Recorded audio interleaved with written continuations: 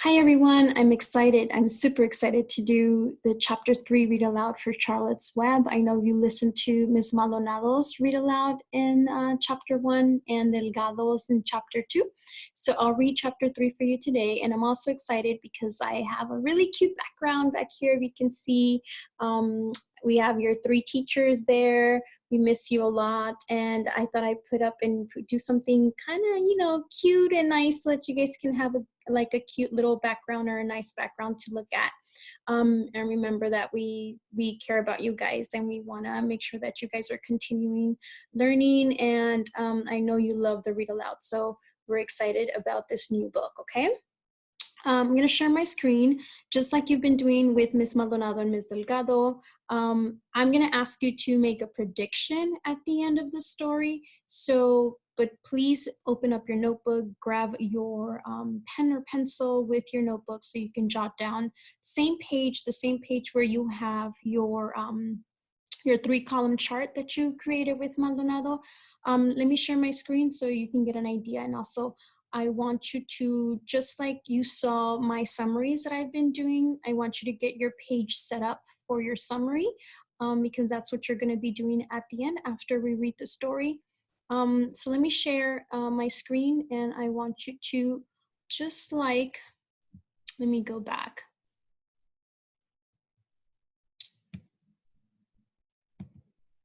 Let me share this with you. So remember, you have this with Ms. Maldonado, right? You created that and you did the next slide with Ms. Delgado. Right on the same page at the bottom, I just want you to get ready because you're going to be writing your prediction on the bottom of that. But first of all, in order for me to read chapter 3, I wanted to go over some vocabulary word with you because it's important that you know the words in order to understand what's going on in the story. So just like I did, remember, these are the summaries that I've been writing out for you guys.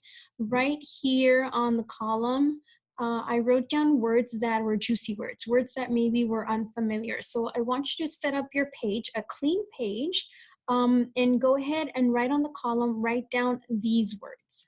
So these are the new unfamiliar words or unknown words that we're going to be looking at. So make sure you jot those down.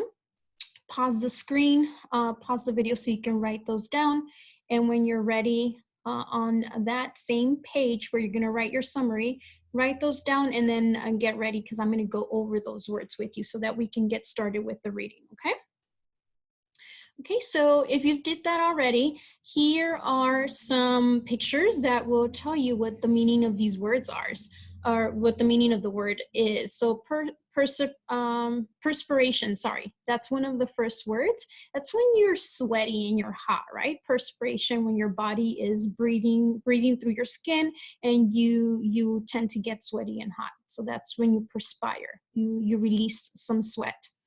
Green is what you would find on a farm, since this story is taking place on a farm. Green is like corn and all like flour, all the things that they would grow on the farm. So you have here a sample of different grains. Harness dressing, this is going to come up in the story. Harness dressing is what you put on a horse, like the seat, so that you can, climb onto the horse and be able to ride it. The harness is what they put here around the face, on the face of the horse, to be able to move and make sure you can direct the horse the direction that you want him to move towards. So that's a harness. Okay.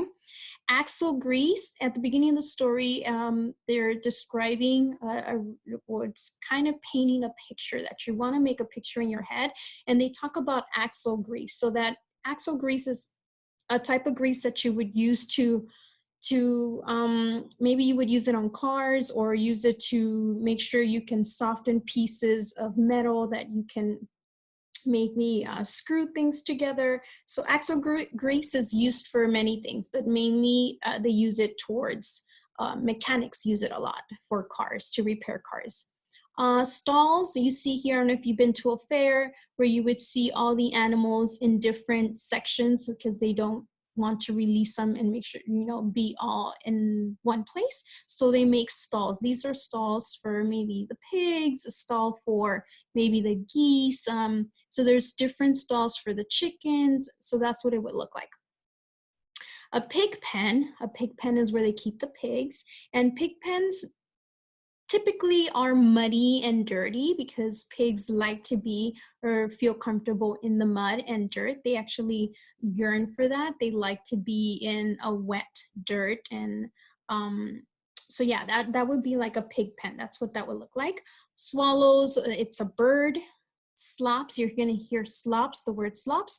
Slops is just the leftovers of food, like a bunch of food just put together, and pigs love to eat just all sorts of food. So it's like leftovers and what they feed the pigs. Pricked, I believe that comes up as well. Pricked is when you prick yourself, right? When you hurt yourself, whether on a finger or anywhere on your body, as you get like a prick, or when you go to the doctor, they prick you with a needle, right? That's pricked. Trough almost looks like through. I got confused when I was reading this, and I read through, but it's trough. Trough. Trough is where they typically they can leave food in there. This is a trough where they would use it for food or water. So either way, they would use that for farms, or farms use this to feed their animals. This is a funny word. This one is hullabaloo. I had to look it up because I didn't know what hullabaloo meant. Hullabaloo means like a loud fuss, like you're rowdy and fussy, so just making noise. So hullabaloo, that's what the meaning is, and you'll hear it in the story, so you'll know what that means. And reconsider, the word reconsider is just to think about it twice, and maybe you're asking the person to change their mind, right? Can you please reconsider and think about it? Maybe you'll change your mind and allow me to, in the story Stray, if you remember, they're not keeping the puppy. So reconsidering would be like if she was to ask Dad, can you please reconsider about us keeping the dog, right? So thinking, or trying to make sure that they are trying to convince a person to change their mind. Okay, reconsider. All right, guys, so now that we are ready with our words and familiar with what they mean, make sure that you set up your page, and I'll show you the next slide. Make sure you have your words on the right, and then you're gonna be ready for your summary. So let's get ready for our read aloud. I'll stop sharing my screen and then just listen in, okay? Okay, guys, so let's get started with chapter 3. And I'm not gonna read the title to chapter 3 because remember, we've been using this as for you to listen to the story and then on your own come up with what would you title this chapter? What would you give this chapter the title? Or like, what do you think would be a funny, or not necessarily funny, but what would you title it, right? So this is chapter 3. Listen in so then you can come up with your own title, and then you're gonna have to make that prediction, okay? Here we go. The barn was very large. It was very old. It smelled of hay, and it smelled of manure. It smelled of the precipitation of tired horses and the wonderful sweet breath of patient cows. So there's that word, precipitation, right? Sweaty. It often had a sort of a peaceful smell, as though nothing bad could happen ever again in the world. It smelled of grain and of harness dressing. Okay, so remember harness dressing, what they put on the horses, and of axle grease, and of rubber boots, and of new rope. And whenever the cat was given a fish head to eat, the barn would smell of fish, but mostly it smelled of hay, for there was always hay in the great loft up overhead. And there was always hay being pitched down to the cows and the horses and the sheep. The barn was pleasantly warm in winter when the animals spent most of their time indoors. And it was pleasantly cool in the summer when the big doors stood wide open to the breeze. The barn had stalls on the main floor for the work horses. tie-ups on the main floor for the cows, a sheepfold down below for the sheep, a pig pen down below for Wilbur. And it was full of all sorts of things that you find in barns: ladders, grindstones, pitchforks, monkey wrenches, lawnmowers, snow shovels, axe handles, milk pails, water buckets, empty grain sacks, and rusty rat traps. It was the kind of barn that swallows a bird, like to build their nests in. It was the kind of barn that children liked to play in, and the whole thing was owned by Fern's uncle, Mr. Homer L. Zuckerman. So here, the writer is giving you a really good picture of what this barn looks like, right? Wilbur's new home was in the lower part of the barn, directly underneath the cows. Mr. Zuckerman knew that a manure pile is a good place to keep a young pig. Pigs need warmth, and it was warm and comfortable down there in the barn cellar on the south side. Okay, so manure is what they use to grow grass here in the US. At least we use it to put on the grass. Sometimes you walk around a house or walk by a house and you feel like it smells funny. If you look at their grass and there's like pieces of dirt on the grass, that's manure. It's actually horse's poop. Okay. That makes the grass grow a lot faster, and it's really hot so that it keeps the grass alive during the winter. Okay, so Fern came almost every day to visit him. She found an old milking stool that had been discarded, and she placed the stool in the sheepfold next to Wilbur's pen. Here she sat quietly during the long afternoons, thinking and listening and watching Wilbur. The sheep soon got to know her and trust her. So did the geese, who lived with the sheep. All the animals trusted her. She was so quiet and friendly. Mr. Zuckerman did not allow her to take Wilbur out, and he did not allow her to get into the pig pen. But he told Fern that she could sit on the stool and watch Wilbur as long as she wanted to. So here you see, show you pictures. Here you see Fern listening and just watching Wilbur, and here you see Wilbur eating, right, out of the trough, the new word that we just learned. Okay.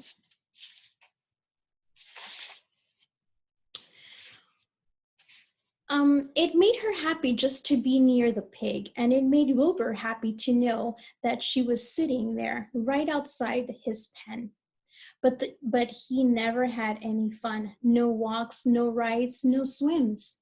One afternoon in June, when Wilbur was almost 2 months old, he wandered out into his small yard outside the barn. Fern had not arrived for her usual visit. Wilbur stood in the sun, feeling lonely and bored. There's never anything to do around here, he thought. He walked slowly to his food trough, and sniffed to see if anything had been overlooked at lunch. He found a small strip of potato skin and ate it. His back itched, so he leaned against the fence and rubbed against the boards. When he got tired of this, he walked indoors, climbed to the top of the manure pile, and sat down. He didn't feel like going to sleep. He didn't feel like digging. He was tired of standing still, tired of lying down. I'm less than 2 months old and I'm tired of living, he said. He walked out to the yard again. When I'm out here, he said, there's no place to go but in. When I'm indoors, there's no place to go but out in the yard. That's where you're wrong, my friend, said a voice. Wilbur looked through the fence and saw the goose standing there. You don't have to stay in that dirty little yard, said the goose, who talked rather fast. One of the boards is loose. Push on it, and come on out. What? Said Wilbur. Say it slower. At the risk of repeating it myself, said the goose, I suggest that you come on out. It's wonderful out here. Did you say a board was loose? That I did, said the goose. Wilbur walked up to the fence and saw that the goose was right. One board was loose. He put his head down, shut his eyes, and pushed. The board gave way. In a minute, he had squeezed through the fence and was standing in the long grass outside his yard. The goose chuckled. How does it feel to be free? She asked. I like it, said Wilbur. That is, I guess I like it. Actually, Wilbur felt queer to be outside his fence with nothing between him and the big world. Where did you think I'd better go? Wherever you like, anywhere you like, said the goose. Go down through the orchard, root up the sod, go down through the garden, dig up the radishes, root up everything, eat grass, look for corn. Look for oats, run all over, skip and dance, jump and prance, go down through the orchard and stroll in the woods. The world is a wonderful place when you're young. I can see that, replied Wilbur. He gave a jump in the air, twirled, ran a few steps, stopped, looked around, sniffed the smell of afternoon, and then set off walking through the orchard. Pausing in the shade of an apple tree, he put his strong snout into the ground and began pushing, digging, and rooting. He felt very happy. He had plowed up quite a piece of ground before anyone noticed him. Miss Zuckerman was the first to see him. She saw him from the kitchen window, and she immediately shouted for the men. Homer, she cried, pigs out! Larvae, pigs out! Homer? Larvae, pigs out. He's down there under that apple tree. Now the trouble starts, thought Wilbur. Now I'll catch it. The goose heard the ruckus, and she too started hollering. Run, run, run, downhill, make for the woods, she shouted to Wilbur. They'll never, never, never, never catch you in the woods. The Cocker Spaniel heard the commotion, and he ran out from the barn to join the chase. Mr. Zuckerman heard, and he came out of the machine shed where he was mending a tool. Larvae, the hired man, heard the noise and came up from the asparagus patch where he was pulling weeds. Everybody walked towards Wilbur, and Wilbur didn't know what to do. The woods seemed a long way off, and anyway, he had never been down there in the woods and wasn't sure he would like it. Get around behind him, Larvae, said Mr. Zuckerman, and drive him towards the barn, and take it easy, don't rush him. I'll go and get a bucket of slops. Remember, slops is what he likes to eat. The news of Wilbur's escape spread rapidly among the animals on the place. Whenever any creatures broke loose on Zuckerman's farm, the event was of great interest to the others. The goose shouted to the nearest cow that Wilbur was free, and soon all the cows knew. Then one of the cows told one of the sheep, and soon all the sheep knew. The lambs learned about it from their mothers. The horses in their stalls in the barn pricked up their ears. Oh, so pricked up their ears here. Here it means that they stood up their ears. Then they heard the goose hollering, and soon the horses had caught on to what was happening. Wilbur's out, they said. Every animal stirred and lifted its head and became excited to know that one of his friends had gotten free and was no longer penned up or tied down fasted. Wilbur didn't know what to do or which way to run. It seemed as though everybody was after him. If this is what it's like to be free, he thought, I believe I'd rather be penned up in my own yard. The Cocker Spaniel was sneaking up on him from one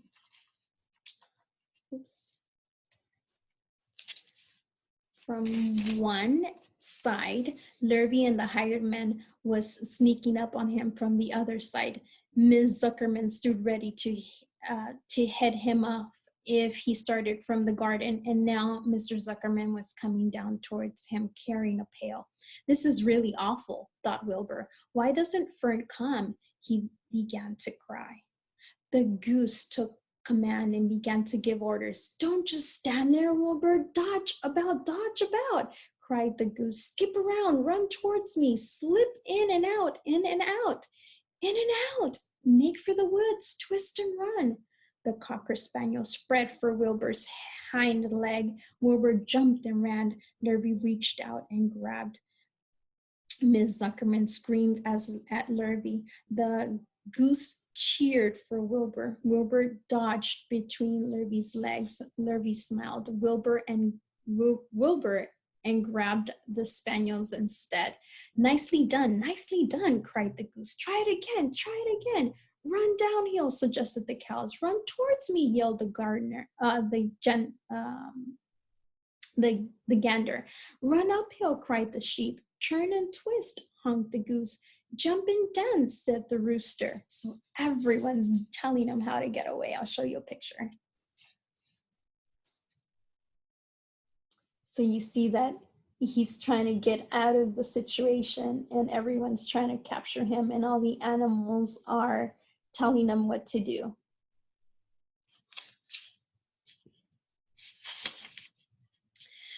Look out for Lurvy, called the cows. Look out for Zuckerman, yelled the gander.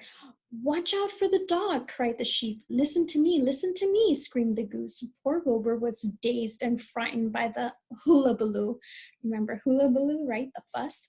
He didn't like being the center of all this fuss. He tried to follow the instructions his friends were giving him, but he couldn't run downhill and uphill at the same time, and he couldn't run towards turn and twist when he was jumping and dancing, and he was crying so hard he could barely see anything that was happening. After all, Wilbur was a very young pig, not much more than a baby, really.